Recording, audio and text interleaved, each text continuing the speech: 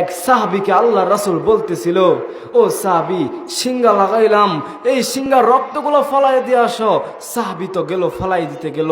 সাহাবী কিছুক্ষণ পর খালি পেয়ালা নিয়ে আইসা বলে, আল্লাহ রাসূল জিজ্ঞাসা করছে, তুমি এই রক্ত করলা তো করলা কি? এই রক্ত গেল তো গেল কোথায়? বলে, আল্লাহ রাসূল ফলাই দিয়ে আসছি। বলে, কোথায় ফলাই দিয়ে আসছো?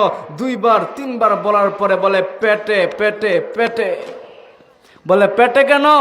বলে, আল্লাহর হাবিব, এরকম গেরান বাহির হইতেছিল, এরকম মিষ্টি গেরান বাহির হইতেছিল, জিব্রা মানতেছিল না, কখন চাইটা খায়া ফেলছি নিজেও বলতে পারি না।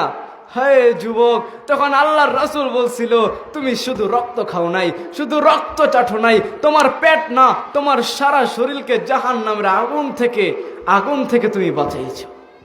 হায় হায় হায়, যেই নবীর রক্ত, পচা রক্ত খাইলে জাহান্নাম হারাম হয়। আয় যুবক, তোর পায়ে হাত রেখা বলি, তুই তো যুক্তি দিতে পছন্দ করস না, তুই যুক্তি দিয়ে দেখ, যদি পচা রক্ত খাইলে জাহান্নাম হারাম হয়, যেই নবীর স্টাইলে চুল কাটলে জাহান্নাম হারাম হবে না তো হবে না কেন? আজকে